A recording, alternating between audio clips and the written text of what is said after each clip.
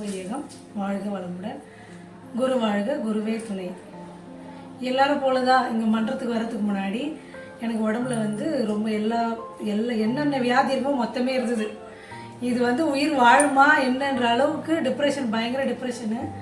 நம்ம சிஎம்சிக்கு போகலாம். அதுக்கு முன்னாடி மகரிஷிக்கிட்ட நம்ம வாழ்க வளமுடன் நீங்கள் அரியத்தூர் கோயிலுக்கு போகலாம்.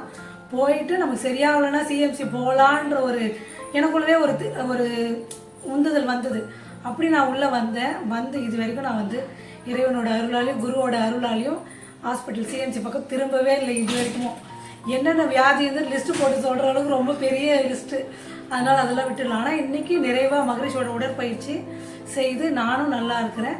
என் மகள் கூட பார்த்திங்கன்னா யூகேஜி படிக்கும்போது கூட ரொம்ப யூகேஜி படிக்கும்போது தான் நான் இது உள்ள வந்தேன். அவளுக்கு பார்த்திங்கன்னா டெய்லி நைட்டு இரும்பி வாமிட் எடுப்பாள். அவளுக்கு ஃப்யூச்சரில் ரொமாட்டிக் ஃபீவர் வரதுக்கு வாய்ப்பு இருக்குது.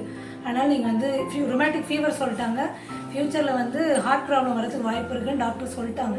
இருந்தால் கூட இங்கே வந்த பிறகு ஒரு 3 மாதம் தான் ஹாஸ்பிட்டலில் ட்ரீட்மெண்ட் எடுத்தேன்.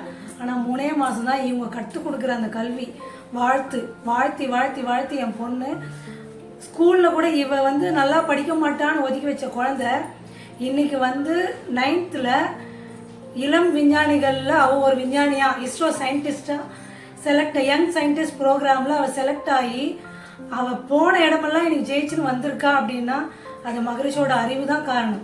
விஐடியில் நேஷ்னல் லெவலில் ஃபஸ்ட், செகண்டு, சயின்ஸில், மேக்ஸில் 3rd, குவிஸ் ப்ரோக்ராமில், வேதவழி இன்டர் ஸ்கூல் காம்படிஷனில் ஃபஸ்ட்டு. இந்த மாதிரி எல்லாத்துலேயுமே இன்றைக்கி எடுத்து ஒரு இஸ்ரோ போய் வந்திருக்கான்னா அது எல்லாத்துக்குமே மகரிஷி தான். எங்கள் குடும்பம் நிறைவாக அமைதியாக நிம்மதியாக வாழுதுன்னா குருவோட அருளால் தான், அவருடைய பயிற்சியினால தான். வாழ்க வளமுடன்.